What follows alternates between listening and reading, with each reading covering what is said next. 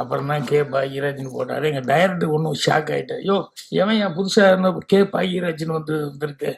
இல்லைங்க நம்ம ராஜன் தான் அப்படின்னு சொன்னதுக்கப்புறம் தான் அப்படியே ஐயா உன் பேர் அதுதானா அப்படின்னாங்க. ஒரு 20 நாள் 15-20 நாள் இருக்கும்போது திடீர்னு எங்கள் அம்மாவுக்கு வந்து உடம்பு சரியில்லாமல் போய் அதுக்கப்புறம் படம் ரிலீஸுக்கு 20 நாளைக்கு முன்னாடியே இறந்துட்டாங்க. அது ரொம்ப மனசு கஷ்டமாக இருந்தது. ஆனால் கிழக்கே போண்டையில் அதுல எல்லாம் ஒர்க் பண்ணது அசிஸ்டன்ட் டைரக்டர் இருந்ததெல்லாம் எங்கள் அம்மாவுக்கு வந்து தெரியும்.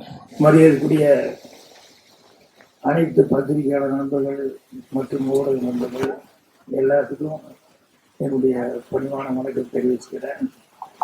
இனிய புத்தாண்டு நல்வாழ்த்துக்களையும் தெரிவிச்சுக்கிறேன். என்னை பொறுத்த வரைக்கும் ஒரு 15-20 வருஷம் தான் ஆன மாதிரி ஒரு ஃபீலிங் மனசுக்குள்ள. ஆனால் 50 வருஷம் ஆகி போச்சு அப்படிங்கிறத வந்து நினைச்சு பார்க்கவே முடியல. ஸோ இந்த வளர்ச்சிக்கு காரணமாக இருந்தது எல்லாம் ஆரம்ப காலத்துலேருந்து எனக்கு வந்து இதுக்கு ஊக்கம் கொடுத்த ஊர்ல இருந்து ஊக்கம் கொடுத்தாங்க. நிறைய பேர் வீட்டில் எங்கள் அம்மா வந்து என்ன நம்பினாங்க, நான் வந்துடுவேன் சினிமாவில் அப்படின்னு சொல்லிட்டு. ஸோ அதுக்கப்புறம் இங்கே சென்னை வந்ததுக்கப்புறம் எனக்கு ரொம்ப நாள் போராட்டத்துக்கு அப்புறம் எங்கள் டைரக்டர்கிட்ட எனக்கு ஃபஸ்ட்டு வாய்ப்பு, ஃபஸ்ட்டு படம் வந்து 16 வயதில் அதில் வேலை பார்க்கறதுக்கான ஒரு வாய்ப்பு கிடைச்சிது. நேற்று கமல் சாரை மீட் பண்ணி பேசிட்டு இருக்கும்போது கூட சொன்னார், ஒரு 1.5 வருஷம் 2 வருஷத்துக்குள்ளே எல்லாருமே வந்து அப்படி ஒரு மாற்றம். அதில் வேலை பார்த்தவங்க அத்தனை பேருமே வந்து அந்த மாதிரி ஒரு பெரிய ஒரு சூழலுக்கு வந்தாங்க. இது வேற எந்த படத்தில் அப்படி அத்தனை பேர்த்துக்கு அப்படி ஒரு வாய்ப்பு, அப்படி ஒரு உயர்வு கிடைச்சிருக்குன்னு சொல்ல முடியல அப்படின்னு சொல்லிட்டு இருந்தார். ஸோ அப்படி 16 வயதில் அதுதான் முதல் படமாக என் டைட்டில் வந்தது. அது வரைக்கும் நான் வந்து இந்த சான்ஸ் தேடும்போது கொஞ்சம் ஒரு ஆர்வ கோளாறுல ஒரிஜினல் பேர் வச்சுக்காம யாராவது கேட்டால் கொஞ்சம் வேற மாதிரி பேர் இருக்கணும்னு சொல்லி பேர் என்னன்னு யாராவது கேட்டாங்கன்னா சான்ஸ் தேடிட்டு இருக்கும்போது கோவை ராஜா அப்படின்னு சொல்லி கார்டை தூக்கி விட்டு சொல்லிட்டு இருந்தேன். ரொம்ப நாள் அப்படி சொல்லிட்டு இருந்தேன். அப்புறம் 16 வயது டைம்ல தான் வந்து டைட்டில் கார்டு போடும்போது அவர் பாலகுரு சார், ஐயோ ராஜன் என்ன இது என்சிஆர் பண்ண. அப்போ தான் யோசிச்சுட்டு சொன்னேன், இல்லை எங்கள் அம்மா எனக்கு வச்ச பேர் பாக்யராஜ். அந்த பாக்கியத்தை நான் வந்து இழக்க விரும்பல. நானாக வந்து ராஜன் ரத்திட்டி ராஜன் சொல்லிக்கிட்டேன். அதனால அந்த பாக்யராஜுங்கிறதே போடுங்க அப்படின்னு சொல்லி சொன்னேன். அப்புறம் தான் கே பாக்யராஜ்னு போட்டார். எங்கள் டைரக்டர் ஒன்றும் ஷாக் ஆகிட்டார். ஐயோ எவன் என் புதுசாக இருந்த கே பாக்யராஜ்னு வந்திருக்கு. இல்லைங்க நம்ம ராஜன் தான் அப்படின்னு சொன்னதுக்கப்புறம் தான் அப்படியே ஐயா உன் பேர் அதுதானா அப்படின்னாங்க. ஸோ அந்த அம்மா வச்சு அந்த பாக்கியத்தை இழந்துடக்கூடாதுன்னு அந்த பேர் கொடுத்தேன். அதுக்கப்புறமா வந்து அந்த பேர் வந்து இன்னைக்கு வரைக்கும் எனக்கு மரியாதை வந்து உங்களால் பத்திரிகை நண்பர்கள் நீங்கள் எல்லோரும் வந்து நான் அசிஸ்டன்ட் டைரக்டராக இருக்கும்போது என்ன அடையாளம் தெரிஞ்சுக்கிட்டு அப்போவே என்ன எல்லாருமே நிறையா என்னை பற்றி சின்ன சின்ன செய்திகள் அது இதெல்லாம் போட்டு எங்கள் டைரக்டர் எப்படி பிரபலம் ஆகிட்டு இருந்தாரோ அப்போவே கூடவே அவர் கூட அசிஸ்டண்ட் ஒரு பையன் இருக்கான் பாக்யராஜன். அந்த பையன் கொஞ்சம் சீக்கிரமாக நல்லா வருவான் அப்படிங்கிற மாதிரி எல்லாரும் கவனிக்கிற அளவுக்கு இருந்தது. எங்கள் டைரக்டரே கூட கிழக்கே போகிற ரயில் படத்துலேயே ஒரு நாள் ஷூட்டிங் முடிச்சுட்டு சாயங்காலம் எல்லாம் பேக்கப் ஆகிற நேரத்தில் வண்டிக்காக ஏதோ வெயிட் பண்ணிட்டு இருக்கும்போது அவர் அப்போவே எல்லாத்தையும் வச்சுட்டு சொன்னார். எனக்கு அப்புறம் என் பேர் எடுத்து கொடுக்குற அளவுக்கு எனக்கு ஒரு மரியாதை கொடுக்குற அளவுக்கு வர்றது வந்து ராஜன் தான் வரப்போகிறான் அப்படின்னு. ஏன்னா அவர் கடைசி வரைக்கும் ராஜன் ராஜன்னே தான் கூப்பிட்டு இருந்தார். இப்பவும் டக்குன்னு பாக்யராஜுங்கிறது எங்கேயாவது ஃபங்க்ஷன் வந்தால் தான் வரும். அப்படி வந்து அவர் ரயிலில் போய் சொன்னார். அதுக்கப்புறம் ஒவ்வொரு படத்துலையும் கொஞ்சம் கொஞ்சமாக அசிஸ்டன்ட் டைரக்டரு, அப்புறம் டைலாக் ரைட்டர், அதுக்கப்புறம் ஸ்டோரி ரைட்டர்னு வந்து அதுக்கப்புறமா வந்து ஹீரோவா நடிச்சது. எனக்கு கிழக்கே போகும் ரயிலப்போ அந்த சுதாகர் வந்து கரும்புள்ளி செம்புள்ளி குத்தி கழுதியில் உட்கார வச்சுருவாங்க. அவன் பனிஷ்மெண்ட்டு வில்லேஜில் அந்த கழுதை இழுத்துட்டு வர்றதுக்காக அந்த ஊரில் யாரோ ஒருத்தர் கூப்பிட்டா, யாரை கூப்பிட்டு எடுத்தாலும் அந்த கழுதி இழுக்கும் போது அவன் கேமரா ஓடுதான் கேமராவே பார்த்துக்கிட்டு இருந்தான். டைரக்டர் திட்டிக்கிட்டே இருந்தார். வேறு வழி இல்லாமல் அப்புறம் நான் வந்து அது வேஸ்ட் எடுத்து கட்டிட்டு ஒரு டவல் ஒன்று போட்டுக்கிட்டு நான் வந்து அந்த கழுதியை பிடிச்சி இழுத்துட்டு வர மாதிரி நான் இழுத்தேன். அப்போ தான் வந்து சரி அசிஸ்டன்ட் டைரக்டருங்கிறதுனால லட்சுமிகாந்தன் அவங்கெல்லாம் ஸ்டில் எடுத்து இது பண்ணாங்க. கோயம்புத்தூர் நான் போய் அந்த படம் ரிலீஸுக்கு போனப்போ பார்த்தா எங்கே பார்த்தாலும் நான் கழுதியை பிடிச்சி நிற்கிற மாதிரி போஸ்ட் போட்டாங்க. எங்கள் பாட்டி என்ன கேட்டாங்க, ஏன்டா போய் இந்த கழுதியை பிடிச்சி எடுத்துகிட்டு வர்றது இதுக்காடா சென்னைக்கு மெட்ராஸுக்கு போனேன் அப்படின்னு சொல்லிட்டு, இல்லை அது நடிக்கிறது தான். அப்படி போகிறா ஊர் பூரா மானம் கெடுது, எல்லாரும் பார்த்து போது உங்கள் பேரன் கழுதி இழுத்துட்டு வரான், அதுக்கு தான் போனான்னு அப்படின்ட்டு. அப்போ எங்கள் அம்மா வந்து ஒரு வார்த்தை சொன்னாங்க, ஏன்னா அந்த சுதாகர் பையன் செஞ்ச கேரக்டரு ஏன் அந்த மாதிரி நீ செய்யக்கூடாது அப்படின்னு மாதிரி அம்மா கேட்டாங்க. அப்போ நான் அம்மா கிட்ட வந்து இல்லைம்மா அதுக்கு ஒரு உருவங்கள், அதுக்கு இப்படி இருக்கணும் அப்படி இருக்கணும், ஏன் உனக்கு எல்லாம் நல்லா தான் இருக்குன்னா, இல்லை உனக்கு காக்கைக்கு தன் குஞ்சு பொன் குஞ்சு அப்படி தான் இருக்கும், ஆனால் அதுக்கு வேற வித்தியாசமாக இருக்கணும். இல்லை நீ வேணா பாரு, உங்கள் டைரக்டர் உன்னையே மறுபடியும் ஹீரோவை வச்சு படம் எடுப்பார், இது கூடி சீக்கிரம் நடக்கும் கண்டிப்பாக அப்படின்னு சொல்லி எங்கள் அம்மா சொன்னாங்க. ஸோ அப்போ வந்து சரி ஒரு தாய்க்கு வந்து இருக்கக்கூடிய ஒரு ஆர்வத்தில் அவங்க வந்து சொல்கிறாங்க அப்படின்னு சொல்லிட்டு அதை நான் சாதாரணமாக எடுத்துக்கிட்டேன். ஆனால் அதுக்கப்புறம் டைரக்டர் வந்து நான் அசிஸ்டன்ட் வேலை பார்த்து அதுக்கப்புறம் வந்து புதிய வார்ப்பில் போட்டா நீ தான் என் ஹீரோ அப்படின்னு சொல்லி என்னை ஃபிக்ஸ் பண்ணதுக்கப்புறம் தான் வந்து அப்புறம் முதல் நாள் ஷூட்டிங் முடிஞ்சு அப்போ கூட அம்மாவுக்கு நான் லெட்டர் எழுதலை.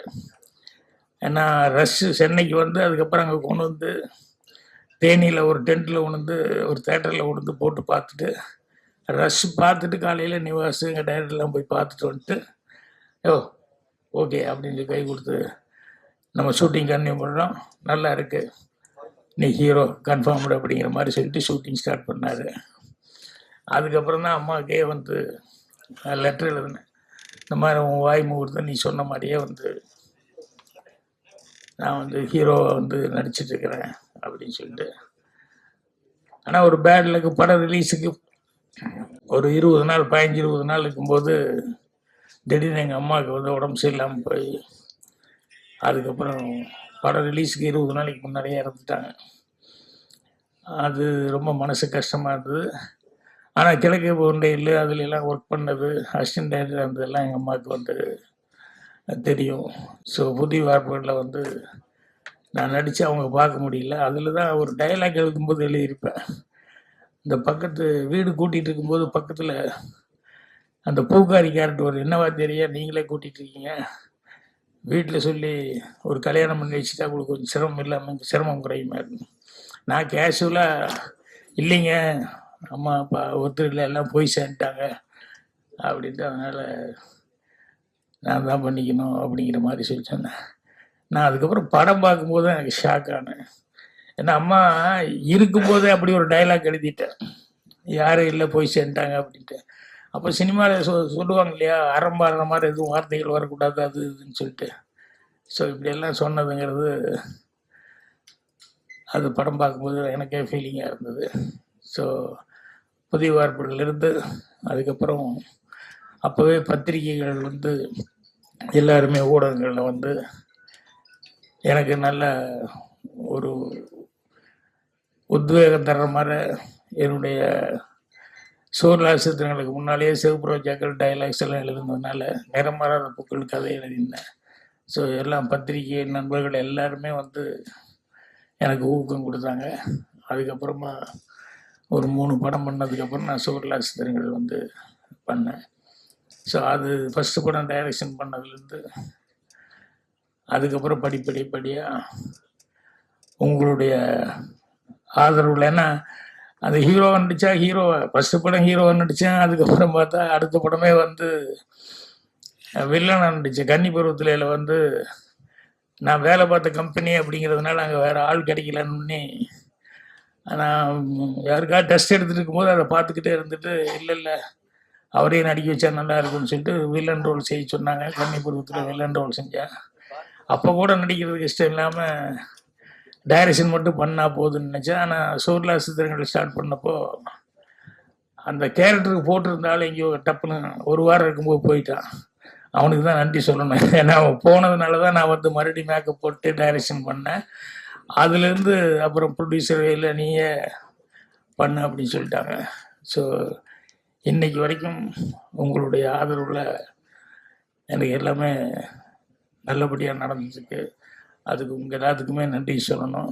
அதே மாதிரி வந்து எனக்கு சினிமாவில் நான் வந்து வந்திருக்கேன்னா ஊர்லேருந்து வரும்போது சினிமாவை பற்றி கொஞ்சமாக சினிமா படம் பார்த்து அந்த நாலேஜ் தான் அந்த ஒழிய வேறு பெருசாக ஒன்றும் இல்லை. இங்கே வந்ததுக்கப்புறம் தான் ஒவ்வொன்றா நான் கற்றுக்கிட்டேன். சினிமாவில் வந்து இந்த வளர்ச்சிக்கு மெயினாக இருந்தது என்னென்னா, எனக்கு முன்னால் டைரக்ட் பண்ணியிருந்தாங்களே அந்த படங்கள், ஒரு பீம்சிங் ஆகட்டும், பிஆர் பந்தலு சார் ஆகட்டும், Sridhar sir, K Balachander sir வந்து எல்லாருமே, கேஜி, இப்படி எல்லா டைரக்டருடைய படங்கள் பார்த்து அந்த பாதிப்பு வந்து என்னை அறியாமல் என் மனசுக்குள்ளே ஊறி இருந்தது. அதுதான் வந்து எனக்கு வந்து ஒரு பெரிய பேஸாக இருந்தது. அதே மாதிரி புத்தகம் அப்படிங்கிறது வந்து முதல்ல ஸ்கூலில் படிக்கும்போது சரியாக படிக்காம விட்டேன். அதுக்கப்புறம் வெளியே வந்து காலேஜும் ஒரே வருஷம் தான் ஃபெயிலியர் ஆனதுக்கப்புறம் அப்புறம் தான் இந்த புத்தக படிப்பு அப்படிங்கிறது வந்து எனக்கு வந்து அது மேலே ஒரு ஆர்வம் வந்ததுக்கப்புறம் நிறையா புஸ்தகங்கள் அதெல்லாம் படிச்சுட்டு அதுக்கப்புறம் கொஞ்சம் கொஞ்சமாக என்னுடைய நாலேஜ் வந்து வளர்த்துக்கிட்டேன். ஒரு சின்ன வயசு விஷயம் ஒன்று சொல்கிறேன். என்னென்னா, எங்கள் அம்மா எப்போவுமே ஸ்கூலுக்கு 1ஆம் கிளாஸ் அந்த வெள்ளாங்கோயிலில் படிக்கும்போது ஸ்கூலுக்கு போயிட்டு மத்தியானம் வரும்போது எங்கள் அம்மா வீட்டில் இருந்தாங்கன்னா ஒரு பெட்டியை திறந்து எனக்கு இந்த தேன் மிட்டாய் வாங்கிறதுக்காக இந்த ஓட்டை போட்ட ஒரு காலனா, அந்த காலத்தில் அந்த ஓட்டை போட்ட காலனா வந்து கொடுப்பாங்க. நான் போய் எங்கள் பக்கத்தில் போகிற ஒரு சின்ன கோனார் கடை இருந்து அந்த கோனார் கடையில் கொண்டு போய் அதை கொடுத்துட்டு அந்த தேன் மிட்டாய் வாங்கிட்டு போவேன். ஒரு நாள் வந்தப்போ எங்கள் அம்மா வீட்டில் இல்லை. அது என்னடா அம்மா இல்லைன்னொன்னே தேன் மிட்டாய் வாங்குறதுக்கு என்ன பண்ணுறது இல்லை, பெட்டியில் தானே இருக்குது, பெட்டியில் தானே எடுப்பாங்கன்னு சொல்லிட்டு நான் பெட்டியை திறந்து அதுக்கப்புறம் காசு கொண்டு போய் அந்த கடையில் கொண்டு கொடுத்தேன். அவர் கோனரை பார்த்துட்டு என்ன பண்ணு அப்படின்னாரு. தேன் மிட்டாய் அப்படின்னு வாங்கி சாப்பிட்டு சாயங்காலம் ஸ்கூல்லேருந்து வரும்போது பார்த்தா வீட்டில் அந்த முத்தமாக நெல்லெல்லாம் காய போடுற இடம் அந்த மாதிரி எங்கள் அம்மா உட்காந்துருக்கு. ஒரு சுற்றி ஒரு 7-8 பேர் இருக்காங்க. அந்த கோனார் நின்றுருந்தார். அப்போ எங்கள் அம்மா போனோடனே எல்லோரும் என்னை பார்த்துட்டு சிரித்தாங்க. எனக்கு ஒன்றும் புரியல. அப்புறம் போனோடனே அவங்க அம்மா என்னடா பண்ண மத்தியானம் அப்படின்னு. அப்புறம் இல்லை நீ இல்லை. அப்புறம் நான் காசு எடுத்து பெட்டிலேருந்து காசு எடுத்துட்டு நானே கொண்டு போய் கொடுத்து தேன் மிட்டாய் வாங்கிட்டேன் அப்படின்ட்டு. இதுதான் காசு அப்படின்னு சொல்லிட்டு எங்கள் அம்மா காமிச்சாங்க. அது என்னென்னா மோதிரம். எனக்கு என்ன ரவுண்டாக இருந்தது அப்படின்னு சொன்னோன்னே நான் எடுத்து கொண்டு போய் தங்க மோதிரம் அதை கொண்டு போய் கோனார் கடையில் கொண்டு போய் கொடுத்து தேன் மிட்டாய் கொடுங்க. அப்போ எங்கள் அம்மா சிரிச்சுக்கிட்டே சொல்லிச்சு, இது மோதிரண்டா, இது காசு இல்லை அப்படின்ட்டு. இது தங்கத்தில் இது பண்ணது. கோனார் எவ்வளோ தங்கமான மனிதனாக இருந்தால் பையன், சின்ன பையன், யாருக்கும் தெரியாது, நீ போய் கொடுத்து அவர் பாட்டை வாங்கி போட்டு பேசாமல் போயிருக்கலாம். அவர் வந்து எங்கள் மதியானம் வீட்டில் இல்லையான்னு எங்கள் அம்மா என்கிட்ட வந்து கேட்டுட்டு அப்புறம் குழந்தை இப்படி தெரியாமல் கொண்டு கொடுத்தது, அந்த மோதிரம் கொண்டு கொடுத்து மிட்டாய் கேட்டதுன்னு சொல்லி எவ்வளோ தங்கமான மனிதன் அப்படின்னு இப்போ எல்லாருமே சுற்றி இருந்தவங்க எல்லாருமே பார்க்கும்போது இது எனக்கு வந்து என்னென்னா ஒரு நேர்மையாக இருக்கணும் அப்படிங்கிறதுக்கு பாருங்கள் அவ்வளவு ஆழமாக, அவ்வளோ சின்ன வயசில் எனக்கு வந்து ஆழமாக பதிஞ்சது. அதுலேருந்து எங்கேயும் விலகக்கூடாது அப்படின்னு சொல்லிட்டு. ஸோ அதே மாதிரி இன்னைக்கு காலையில் எனக்கு வந்து நான் படத்தில் வச்சுருப்பேன் சண்முகமணின்னு பேர் வச்சுருப்பேன். அந்த பையன் கூட நந்தகோபால் கூட சண்முகமணி நடிச்சிருப்பான். அவர் என்னுடைய ஒரிஜினல் சண்முகமணி மாஸ்டர், அமெரிக்காவில் இருக்கார். காலையில் 6:30 மணிக்கு ஃபோன் பண்ணி பாக்யராஜ் பிறந்தநாள் வாழ்த்துக்கள் அப்படின்னு சொல்லிட்டு அவர் எனக்கு அவங்க வீட்டில் இருக்கிறவங்க எல்லாருமே பேசி எனக்கு வாழ்த்து சொன்னாங்க. என்னென்னா எனக்கு ரொம்ப மனசுக்கு நிறைவு என்ன அப்படின்னா, நான் படித்த வாத்தியார்கள் அவங்ககிட்ட எல்லாம் வந்து இன்னைக்கு வரைக்கும் படிப்பு சரியாக படிக்கலைன்னா கூட அந்த வாத்தியார்கிட்ட பழகிறதுல அவங்ககிட்ட பேசுறதுல அதுல எல்லாம் வந்து ஒரு நல்ல இது வச்சுருந்தேன். இதெல்லாம் வந்து எனக்கு மனசுக்கு நிறைவான இது. அதே மாதிரி இங்கே சினிமாவுக்கு வந்ததுக்கப்புறம் வர்றதுக்கு முன்னால் இருந்து புரட்சித் தலைவர் எம்ஜிஆர் அவர்கள் வந்து அவரை பற்றி அவர் எப்படி அடுத்தவங்களுக்கு ஒரு ஹெல்ப் பண்ணுறது, எந்த அளவுக்கு ஒருத்தர் கஷ்டம்னு சொன்னோம்னா எந்த அளவுக்கு ஹெல்ப் பண்ணுவார் அப்படிங்கிற அவருடைய குணாதிசயங்கள் இதெல்லாம் எனக்கு மனசில் பதிஞ்சது. அதே மாதிரி வந்து சிவாஜி சாரை பற்றி சொல்லுவாங்க, ஆனால் நேரடியாகவே அனுபவிச்சது என்ன அப்படின்னா, யார் எந்த வயசு சின்ன பையனாக இருந்தால் கூட அவருடைய சர்வீஸுக்கு டைரக்டர்னு சொல்லி ஒத்துக்கிட்டா வந்து டைரக்டர் சொல்லுங்கள் என்ன வேணும் என்ன அப்படின்னு சொல்லி கேட்குறது. அது மட்டும் இல்லை, 7 மணின்னா ஒரு 6:55 ஷூட்டிங் வர்றது. இதெல்லாம் இவங்ககிட்ட வந்து பார்க்கும்போது எத்தனை வருஷம் அவங்க நடிச்சிட்டு இருக்காங்க, அவ்வளோ வருஷம் ஆனாலும் அதுதான் வந்து அவங்களுடைய ஃபஸ்ட்டு படங்கிற மாதிரியே அவங்க வந்து டைரக்டர் கொடுக்குற மரியாதை, அந்த டைமுக்கு வர்றது அப்படின்னு. ஸோ இதெல்லாமே எனக்கு ரொம்ப மனசில் இருந்தது. இப்போ இவங்கெல்லாம் சீனியர்ஸ் தான். அதே மாதிரி கமல், ரஜினி இவங்கெல்லாம் வந்து அந்த படத்தில் ஆக்ட் பண்ணும்போது கமல் அவர்களுடைய பர்ஃபார்மன்ஸு சின்ன வயசுலேருந்து, அதாவது அங்கே ஊரில் இருக்கும்போதே அவளோட தொடர்கதை அந்த படங்கள்லேருந்தெல்லாம் பார்த்துட்டு அதில் ரொம்ப ஒரு அட்ராக்ட் ஆனேன். அதுக்கப்புறமா வந்து இங்கே 16 வயதில் படத்தப்போ தான் ரஜினி அவருக்கு தமிழ் அப்போ கொஞ்சம் தமிழ் கேட்டு தான் மனப்பாடம் பண்ணோம். கொஞ்சம் பேசுகிறதெல்லாம் படிக்க வராது. அதனால் அவருக்கு டைலாக் சொல்லி கொடுத்துருது. ஒரு தடவை சொல்லுங்கள் ப்ளீஸ் இன்னொரு தடவை சொல்லுங்கள்.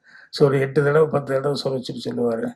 நான் 8 தடவை 10 தடவை சொன்னதுக்கப்புறம் அவர் ஒரு 15 தடவை சாப்பிட்டு கூப்பிடுற வரைக்கும் அந்த மரத்துக்கடியில் அங்கே இங்கே எல்லாம் சொல்லி பாட்டுட்டார். அதுக்கப்புறமா அன்புள்ள ரஜினிகாந்த் படத்தப்போ பார்த்தாலும் அதே ரஜினிகாந்த் அவர்கள் நான் சிவப்பணத்தில் பார்க்கும்போது அதே மாதிரி தான். அந்த முதல் படத்துக்கு என்ன எவ்வளோ அக்கறை எடுத்துக்கிட்டு எவ்வளோ சிரத்தையோடு வந்து வேலை பார்த்தாரோ அதே அளவுக்கு வந்து கடைசி வரைக்கும் இன்றைக்கி பண்ணுற படங்கள் வரைக்கும் அவர் வந்து இது பண்ணிட்டுருக்காரு. இப்படி எனக்கு முன்னாடி சினிமாவில் இருந்தவங்க எல்லாருமே வந்து எனக்கு ஒரு நல்ல வழிகாட்டிகளாக இருந்தாங்க.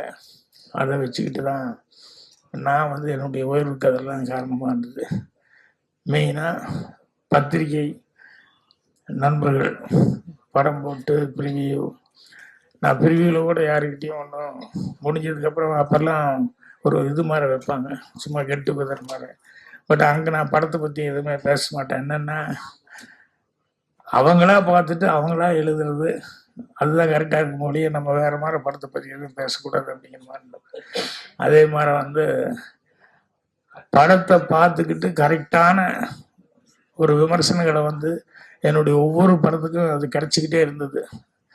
அது வந்து ஜனங்கிட்டையும் நான் போய் சேர்றதுக்கு நல்ல ரீச் கொடுக்குறது காரணமாக இருந்தது.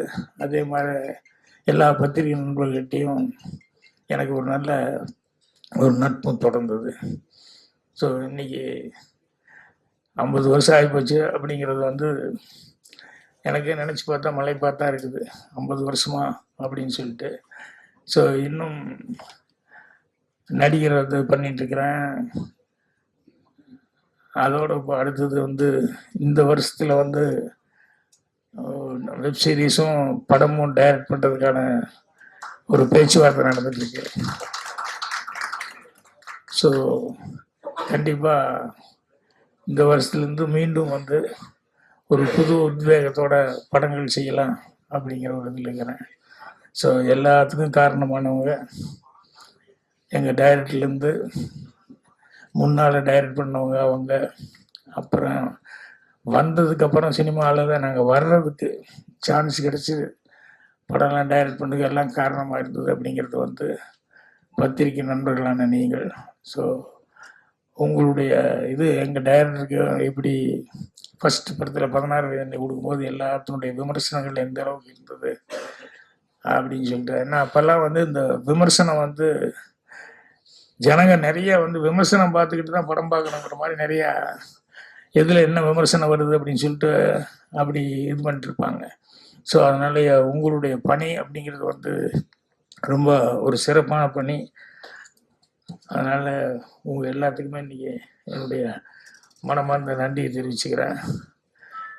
இந்த வருஷத்துலேருந்து நீங்கள் நான் சொன்ன மாதிரி டைரக்ஷன் அப்படின்னு சொல்லிட்டு மீண்டும் வந்து ஸ்டார்ட் பண்ணலான் இருக்கேன். ஸோ இவ்வளோ நாள் இவ்வளோ தூரம் இது பண்ணதுக்கு என்னுடைய மனமார்ந்த நன்றியை நான் தெரிவிச்சுக்கிறேன்.